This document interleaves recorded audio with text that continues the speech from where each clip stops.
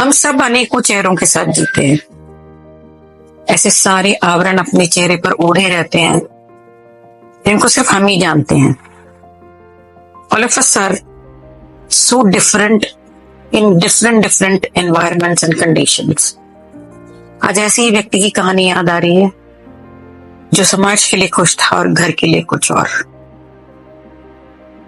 वो समाज में एक बहुत बड़े नेता, विचारक, सांस्कृतिक धरोहर को सहेजने वाले, बहुत ही गंभीर विषयों में बातचीत करने वाले और देश की चिंता करने वाले ऐसे एक व्यक्तित्व के रूप में जाने जाते थे। परिवार में उनके 3 बच्चे थे और उन्होंने 2 विवाह करे थे। पहला विवाह जिससे 3 बच्चे थे और दूसरा विवाह जिसमें कि एक विडो से उन्होंने शादी करी थी। दोनों ही महिलाएं अपने घर में बहुत अच्छे से रहती थी, ऐसा हमको बाहरी तौर पर पता था। और बच्चों के बिहेवियर से भी ऐसा ही लगता था कि वो माँ को बहुत अच्छे से देखते हैं, जैसे वो छोटी माँ कहा करते थे। बच्चे भी काफी सुलझे से थे, बड़े होकर पल रहे थे। उन्होंने अच्छे से उनको पढ़ाई की शिक्षा दी होगी, शायद उन्हीं का हाथ भर रहा होगा, ऐसा हम सब मानते थे। तो तीनों मिलकर तीनों बच्चों को बहुत अच्छे से पाल रहे हैं। बच्चे अच्छी उच्च शिक्षा पद भी पाए and they went to places। जैसा कहते हैं ना, and they lived happily ever after। कहानी यहीं खत्म हो गई। पर्दे खुली जब उनकी मृत्यु हुई। जब उनकी मृत्यु में हम सब इकट्ठे हुए, पहले तो वो बीमार हुए। बीमार होने के बाद क्योंकि दोनों महिलाएं अब बूढ़ी हो चुकी थी, उनको देखने वाला कोई नहीं था। सांपत्तिक स्थिति ठीक ठीक थी, they were not so financially well off।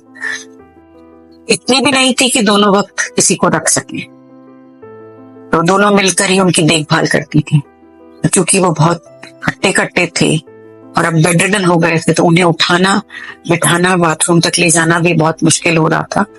तो एक बेटे ने उनके एक आया या एक केयर टेकर लगा दिया। वो आता था और वो उनको नहलाता था, बाकी दिन भर का काम दोनों महिलाएं और एक नौकर था जो संभाल लेते थे। स्थिति और बदली, यहाँ तक हो गया कि अब उनको दिन भर उनको देखने के लिए कोई चाहिए, क्योंकि उनकी एक साइड पैरालाइज हो गई थी और वो रहते उसी शिद्दत से, उनका बिहेवियर वही था, एकदम इंटेलिजेंस से भरा हुआ, स्ट्रेट स्टर्न फिगर, जो कि बिल्कुल भी टसमस होने के लिए तैयार नहीं था।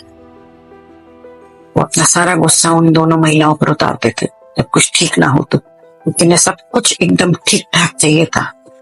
मतलब यहाँ तक कि कपड़े भी उन्हें उस पैरालिसिस की हालत में प्रेस के चाहिए होते थे, क्योंकि वो आदी हो चुके थे एकदम प्रिम एंड प्रॉपर लाइफ।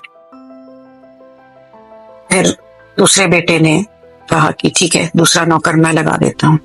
एक की तनख्वाह बड़ा बेटा देता था, दूसरे की तनख्वाह छोटा बेटा देता। तीसरा बेटा अभी कुछ कंट्रीब्यूट नहीं कर रहा था। फिर लगा इनको अब देखभाल के लिए हॉस्पिटल में एडमिट करना पड़ेगा। वो तीसरा बेटा सामने आया और वो हमारे अस्पताल में भर्ती हो गए। अस्पताल में भी वो ये ठीक नहीं है, वो ठीक नहीं है, ऐसा नहीं वैसा नहीं। जब तक उनकी बुद्धि चलती थी, वो जब भी जागृत अवस्था में रहते थे, वो किसी न किसी बात पर स्टाफ को भी लताड़ा करते थे। मुझे समझ नहीं आता था कि ये व्यक्ति जो इतना सौम्य था, एकदम से ऐसा कैसे हो गया है, इतना चिड़चिड़ा और छोटी छोटी बात पर ताने देने वाला, इतनी बात मनवाने वाला। विचित्र लग रहा था। मुझे लगा शायद बीमारी की वजह से वो ऐसे हो गए हैं। परिवार से बात करी। पहले तो परिवार से बात करने में भी झिझक थी, क्योंकि वो इतने ऊंचे ओहदे पे वो थे। हमें लगा उनका परिवार हमसे ठीक से बात करेगा भी कि नहीं करेगा, पर क्योंकि उनकी अब चिड़चिड़ाहट, उनका इरिटेशन बहुत बढ़ता जा रहा था, हमें लग रहा था कि हमको इनको अब एक वार्ड में शिफ्ट कर देना चाहिए, प्राइवेट वार्ड में। प्राइवेट वार्ड में उनका बेटा खर्च उठाने के लिए तैयार नहीं था। हमको बड़ा आश्चर्य हुआ कि तीनों बेटे हैं अच्छी पोस्ट पे हैं, पिताजी का खर्चा उठाने के लिए क्यों तैयार नहीं है? उन्होंने कहा इनको आप डिस्चार्ज दे दीजिए, हम घर ले जाएंगे इनको। हमें लगा कि वो अस्पताल में रहेंगे तो ज्यादा अच्छी केयर होगी। हमने अपनी तरफ से भरकस कोशिश भी करी कि उनको रोक लें, पर लड़के नहीं माने और वो उनको घर ले गए।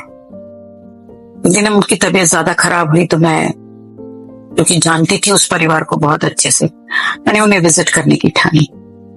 जब मैंने विजिट करी तो उनकी दोनों, छोटे की दोनों पत्नियां, मतलब बीच वाले की और छोटे की दोनों पत्नियां वहां पर थी। पत्नियों को शायद पता नहीं कितना बताना चाहिए था, नहीं बताना चाहिए था, तो क्योंकि बहुत परेशान हो गई थी वो पिछले 1.5 महीने से, उन्होंने मुझे कहानी बताई कि इन्होंने घर की देखभाल कभी भी नहीं करी। बड़ी माँ और छोटी माँ ने ही हमको पाला पोसा बड़ा किया।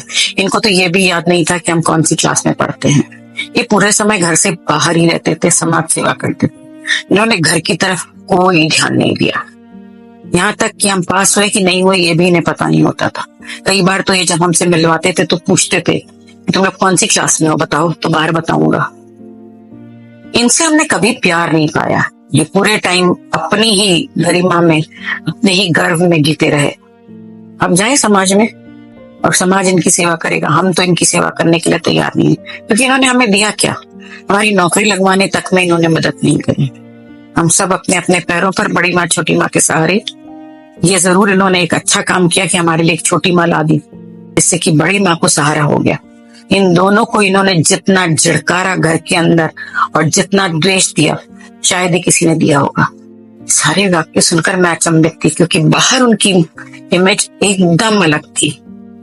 उनसे कृतार्थ हुए कई लोग मैंने सुने थे जिनकी इन्होंने मदद करी, जिनका इन्होंने इनको उपदेश दिया, जिनको इन्होंने डायरेक्शन दिया, जिनको इन्होंने पैसे से हेल्प करी। इन्होंने विभिन्न तरीके से विभिन्न लोगों की हेल्प करी थी। पर घर में क्या हो गया था, शायद इसे ही आवरण कहते हैं।